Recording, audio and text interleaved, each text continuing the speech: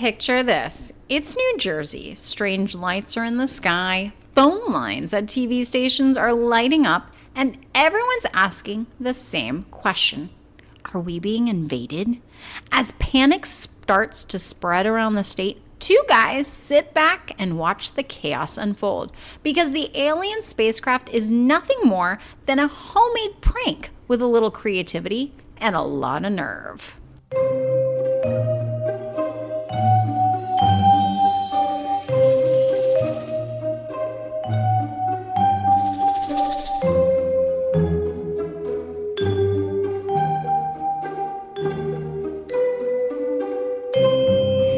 Thanks for joining us for another week of Two Crime Newsies. I'm Jen. Hi, everyone. I'm Tina. I'm excited for this episode, Tina. Another one of my favorites. How are you today? I'm great. You're great. I am hopped up on caffeine. I just finished my third cup. I might have another. Who knows? Wild things are happening, my friend. I'm trying to make sure I can get this last bit of coffee to last me through this episode, but I'm feeling good. I like it. I feel like I am draining our coffee fund, though, more than you. It's okay. I enjoy it. You enjoy it? It's still fueling this podcast. That's true. That's true. For those who don't know what we're talking about, we are talking about our Buy Me a Coffee /Two Crime Newsies account. BuyMeACoffee.com/Two Crime Newsies, or go to TwoCrimeNewsies.com and find a link to Buy Me a Coffee there. We appreciate a donation of any size. It goes to fuel Jen's cup. And a little bit of mine. And a little bit of yours. Yeah. The show we're talking about this week has me jazzed. It's another episode of one of Tina's favorite things, fakes, frauds, and scammers. And we watched it on the Vice channel. And the episode that we're chatting about this week is titled, We Faked a UFO Sighting. Also, Jen, this episode has it all. Fake, fraud, and scammer. That's amazing. That's true. Yeah. Everything that the show title describes is in one episode. All in one episode. Oh my gosh, this is going to be my favorite. These Vice Channel people, they have it together. Also, this is an attention-grabbing intro. Mm-hmm. The screen is dark. All you hear is someone saying, "What the bleep?" I was like, I wonder if Tina's going to say it. Did it bleep? Did it bleep or did it not bleep? I don't think it did. bleeped. Did I do the bleep? I think, yeah. I don't know, but it works for you. Sure. Yeah. And then I realized I'm watching a video someone is taking of a string of red lights in the night sky. The video is shaky, and the voice continues saying, "That's got to be the weirdest bleeping thing I've ever seen in my bleeping life." It's a lot of bleeping. The lights don't form a neat string. Instead, they look almost like a constellation. That's closer to Earth than like way far up in the sky. Mm-hmm. And on the screen, it says that the video was posted to Facebook by a man named Fred Stringham. Now we go to a montage of clips of a man saying, "I was always a bit of a showman." Then to a night vision clip of him saying, "This is so illegal." Then on to another clip of the man saying, "We're going to call News 12 and we're going to call MUFON, Mutual UFO Network, and maybe some of the New York stations." MUFON. I've never heard of a MUFON before. That sounds like a pastry, maybe? Oh. Like a muffin? Like a muffin. Muffin? I kind of want to know more about these MUFONs. Yeah, Mutual UFO Network. Yeah, I didn't think about that before, but interesting. Yeah, I'm going to be Googling later.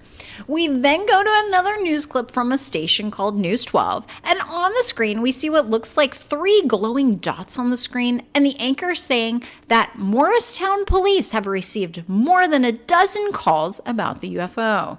Then we flash to another station, CBS News 2, which has home video of 3 glowing dots on the screen, and the reporter says this is what was seen last night between 8:30 and 9, photographed by the Hurley family in Whippany. The man who calls himself a showman is back on the screen and says to the camera, "We're not trying to prove or disprove anything, but it's okay to be skeptical." And then he says, Let's do it. Tina, I'm going to stop here for a minute. You said showman. He called himself a showman. I know. Isn't it showman? Well, he was a singular man.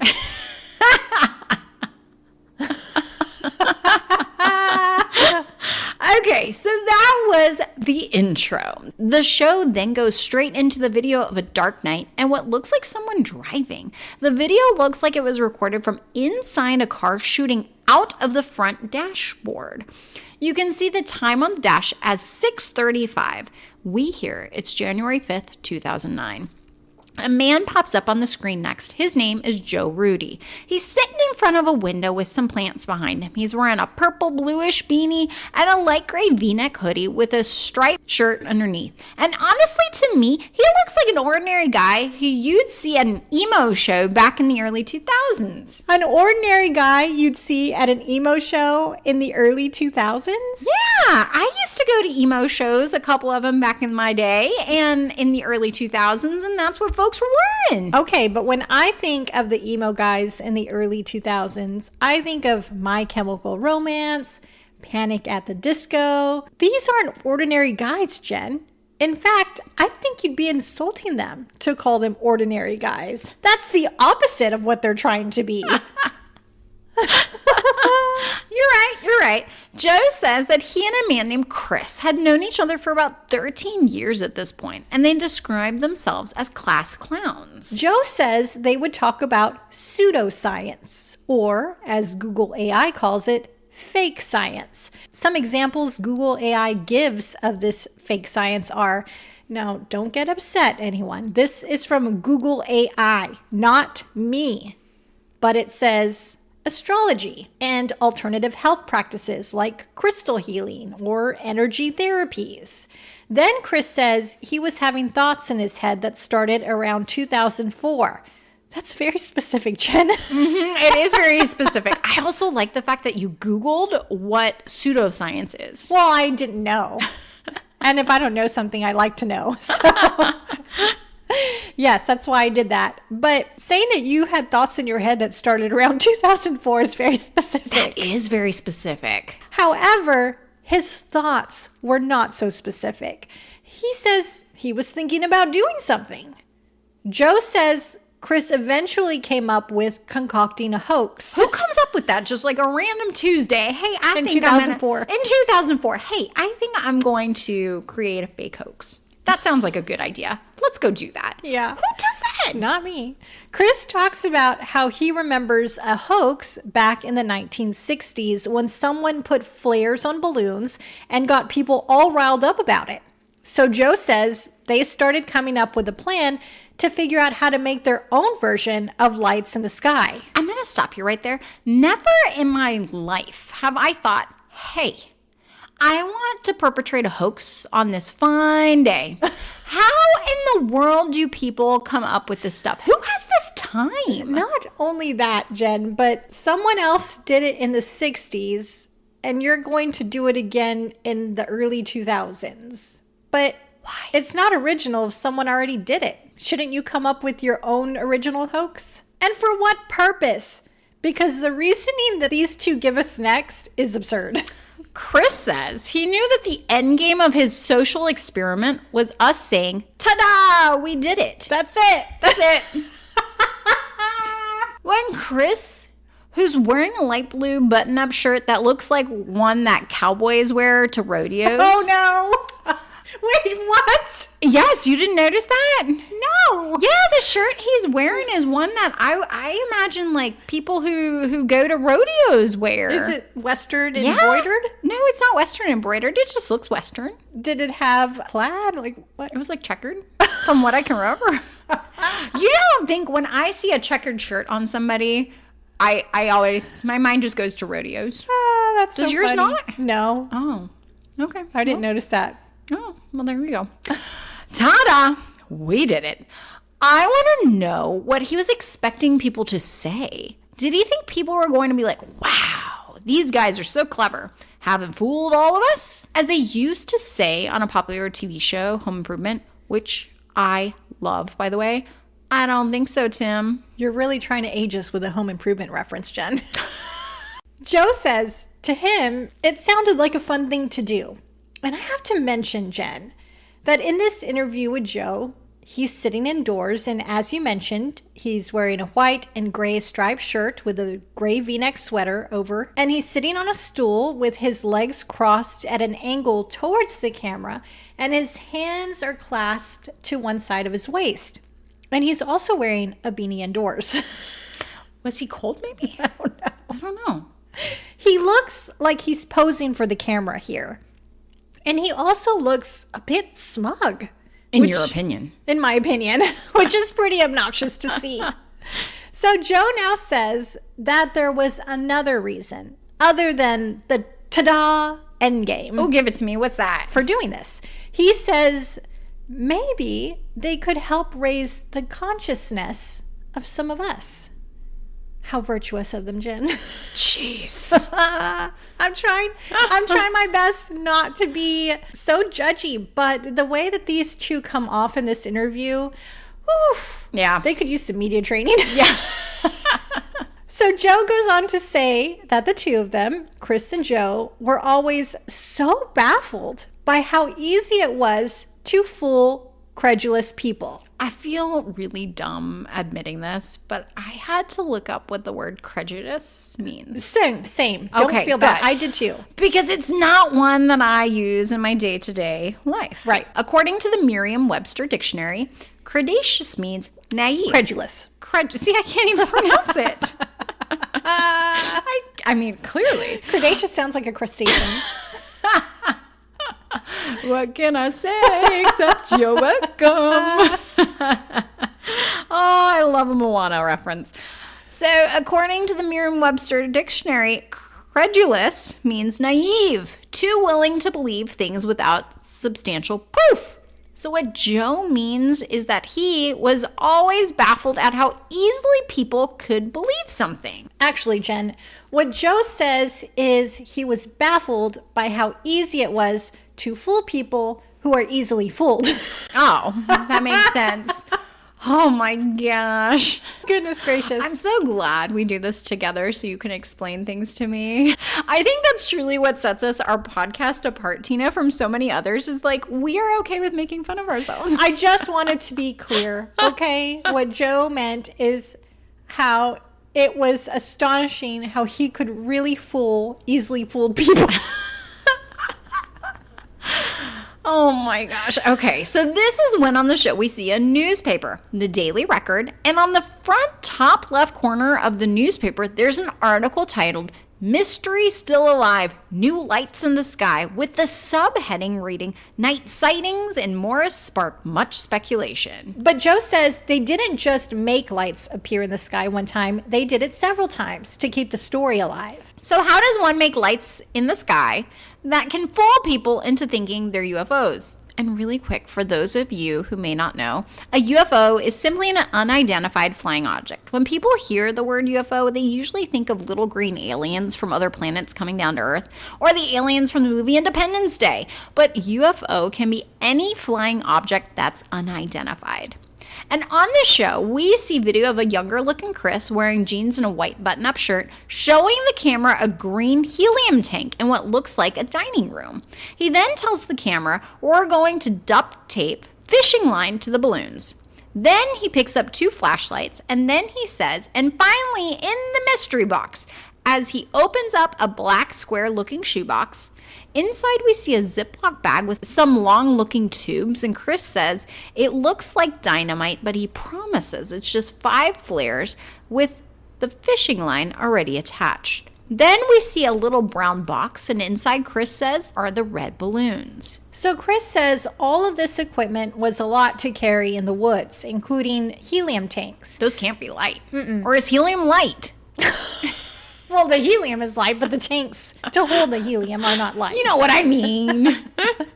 So they used those helium tanks to blow up the 5 balloons and then released them every 15 seconds. Into the night sky. With the flares attached. Once the balloons were up in the sky, the two men would go admire their work and watch as cars pulled over to film the lights in the sky. This is just in my opinion here, but as Joe is talking about this, he seems happy. Like a, wow, look what I've done type of thing.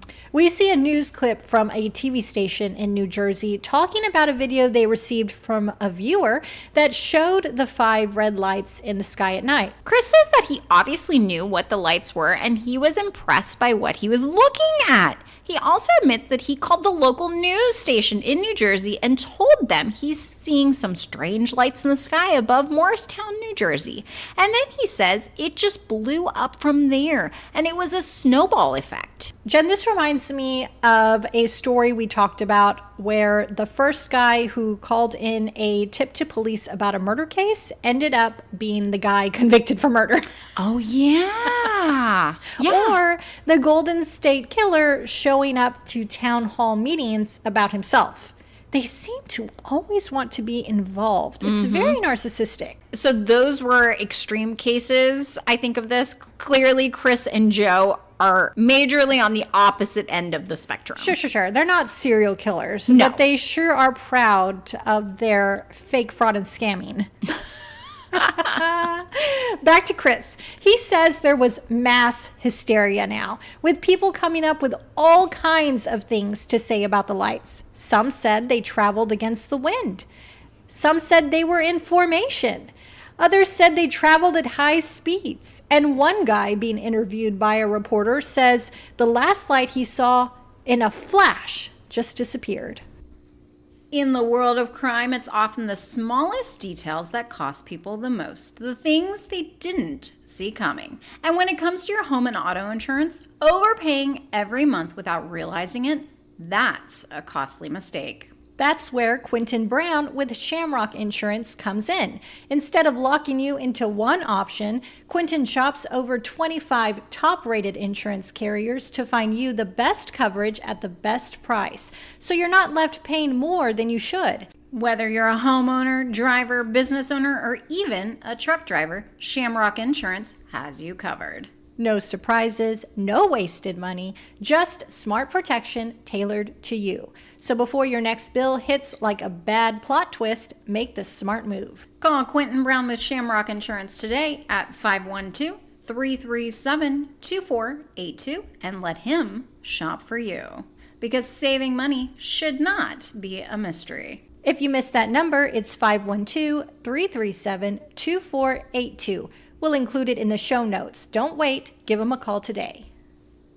Joe says that some people thought they were 5 spaceships from outer space somewhere, while other people thought it was just one big unidentified structure, like one massive spaceship. At this point, we actually see Chris giving an interview with someone from 12 News in New Jersey. Chris tells the reporter that they were driving on Hanover, and all of a sudden, we see these lights literally zip over our car. The news station then shows video of the bright lights in the sky, and the reporter tells us they pulled over, grabbed Joe's camera, and started shooting. We then see an interview with Joe who says the lights seem to ascend and descend almost in sequence. Tina, they were interjecting themselves into the investigation, just like we had talked about. These guys didn't just prank their neighbors, they catfished the entire news media. They basically managed to get fake aliens on the evening news and then somehow got themselves on the evening news too. Unbelievable. Well, yeah, according to Chris, you can say whatever you want to the media. It's not a crime. That's what he said. That's, oh my gosh. Then he says he does regret it a little because they got criticized for throwing their own commentary into the hoax. And here's what's not cool. We hear a clip of a man on a 911 call telling dispatchers about the lights in the sky. These guys have people calling up 911. It's getting out of hand. So I did some digging into the statement Chris made about you being able to say whatever you want to the media and it not being a crime. While it's true what Chris says, under the First Amendment, you can say a lot to the media without committing a crime. However, Their legal trouble came from staging the hoax itself and the public disruption it caused, according to a news article published by New Jersey 101.5. We'll get into more of that in a little later in the show. We see a clip now on screen from a show called UFO Hunters. Have you seen that? I haven't, but it I'm sounds fascinating. Shocked you haven't seen that. I mean, I watch Ghost Hunters. I've been on this kick to rewatch all the old seasons of Ghost Hunters. I'm currently, I want to say, back on season 11. I have them all on DVD. Tina just almost spit out her coffee. Why is that a funny thing? I loved Ghost Hunters. Grant and Steve and Dave Tango. I don't know what to say. Ghost Hunters, right? Jason Hawes. Did they find ghosts? Yes! Yes! I'm not going to laugh because some ghost is going to come haunt me now. I loved the show Ghost Hunters. Little factoid for you here, Tina. You probably don't know this. I used to be part of a paranormal investigating crew. Yeah. I love it. Yeah. I've been out on a ghost hunting crew for a story before. Oh, see, this is why we're friends. It was a lot of fun. Oh, I love it. Yeah. I love it. We had a good time. We did find something. Maybe one day we'll share it with our listeners as well. Maybe. Some of our ghost adventures. I don't know if people want to hear that, though. You guys should let us know what you think. Yeah, they don't probably care about ghost adventures. Okay, there is a show also called Ghost Adventures out there. Okay, back to UFO hunters. We hear the narrator say that police said the red lights in the sky were flares. But UFO hunters tested that theory, and it turned out to be, in their words, implausible. Again, I didn't know that there was a show called UFO Hunters, but now I do, and I think I may watch an episode or two. If you'd like to check it out yourself, you can watch it on the History Channel. I love the History Channel. I love the History Channel. It's amazing. That's interesting that UFO Hunters is on the History Channel.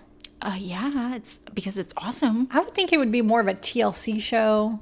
TLC. Or Investigation, Discovery. Is that its own? Yeah, ID Channel. I don't know. Yeah. It's on the History Channel. Well, History Channel is amazing. Back to this episode, Tina. I feel like we went off on a tangent. As we do. Chris says, quote, UFO experts say it could not be flares and balloons, unquote. This is when we see a clip from UFO Hunters on the History Channel and see an interview with a publisher of UFO magazine, Bill Byrnes. He says this could well be the first UFO sighting of 2009. See, this would make me not want to watch UFO Hunters. If they think this is a real UFO, then they're probably not the greatest hunters, right? Mm-hmm. Maybe they're just trying to make good TV, and I can't blame them for that. What do I know? Back to the UFO Hunters episode, we hear dramatic music playing in the background as the narrator says the team analyzes the video footage, and their findings are nothing short of amazing. And that's the last clip we get of that. So maybe their findings weren't so amazing after all. Joe says that eventually the prosecutor in town started asking questions and even asked publicly that whoever is doing this to please stop. And Joe says when that happened, he and Chris stopped. And that, Jen, is how you know it's not aliens. Because the aliens are not going to be watching the news, nor are they going to take instructions from a prosecutor to stop. But Chris and Joe did come up with something else to do with their free time. They decided they were going to start recording a video to tell everyone about what they did and why they did it. Ta-da! As Tina throws her hands up in the air. We see Chris and Joe sitting in front of the camera, and Joe says the red lights were definitely flares and balloons and not extraterrestrial. Then we cut to a clip of News 12 in New Jersey with the anchor at the top of the newscast saying today's top story is about the two men who created the UFO hoax. The news reporter has a great line here. He says that a judge brought the two men back to Earth on Tuesday as we see video of Chris and Joe walking into a courtroom. That was an excellent line. So good. And we hear that the hoax sparked an FAA and Homeland Security investigation and count countless phone calls to police departments reporting UFO sightings. Chris and Joe were eventually charged with misdemeanor disorderly conduct charges, and they received a $250 fine and 50 hours of community service. And I don't know what this clip is that we see next, but it's video of Joe dressed in a white button-up shirt and a tie, and it looks like the same outfit he wore in court, and he opens the trunk of a car and picks up a deflated green alien blow-up toy. And then turns and smiles at the camera. Oh. Probably because they pretty much got away with their prank. Chris, meanwhile, says that even though it came out that they were responsible, there were still people out there that believed something else was going on, something extraterrestrial. Joe, meanwhile, says he thinks people want to believe, and they always will. He goes on to say that hopefully we may have changed a few people's minds, and at least got them to rethink the next time they see lights in the sky. What could it be? Well, thank you so much for that, guys. Is it an alien, or maybe is it two guys pulling off a prank in the woods? And that's where the show ends. And I'm going to sound like a little tinfoiled hat like here, but I have always been fascinated by UFO sightings, which you're right, I'm shocked I haven't watched UFO Hunters yet.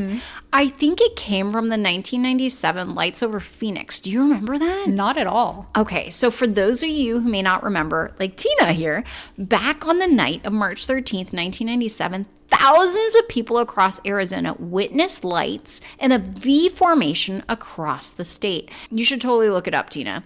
The lights were evenly spread out, and they moved over the Nevada-Arizona state line down towards Phoenix and then towards Tucson. The U.S. Air Force later said that it was an A-10 aircraft from the Maryland Air National Guard doing a training exercise that caused the lights, but many to this day are skeptical about it. And I even remember seeing that on TV. You would think that they would make an announcement so they wouldn't freak people out. Yeah. Like, hey, don't worry about those lights in the sky. It's just us. Again, I'm going to put on another little tin hat here on my head, but I don't think it's impossible to think that there are unidentified flying objects out there.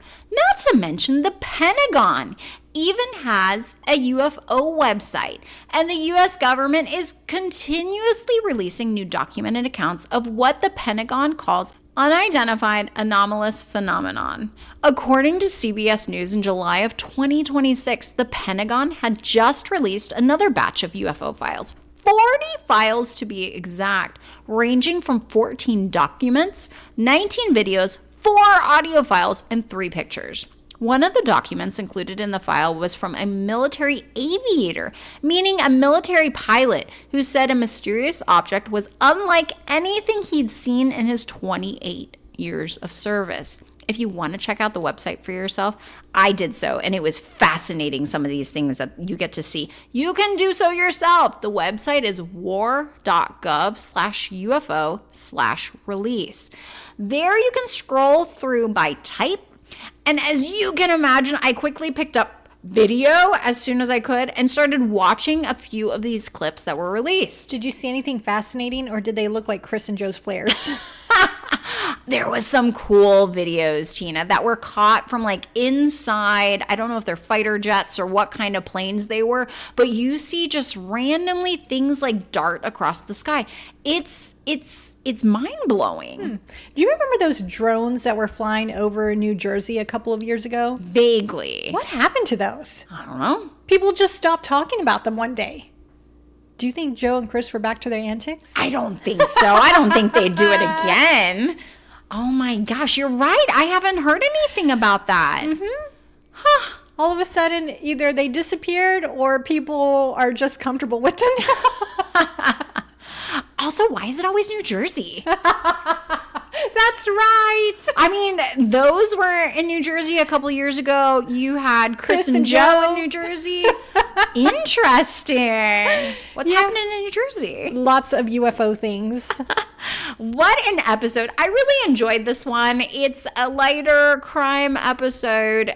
Don't get me wrong, what was done is serious, but of the crime topics that we discuss on the podcast. It was a lighter episode, and I really enjoyed recording it with you, Tina. Yeah, and I'm not sure how I feel about it. So I'm not sure if I appreciate knowing that maybe these lights are likely fake, fraud, and scammy, or if it's going to make me just assume that they're fake lights, and so I won't take anything seriously. You're going to be outside tonight in the middle of the night with your little galoshes on, and you're going to be... Galoshes? I don't know. I feel like... Aren't those rain boots?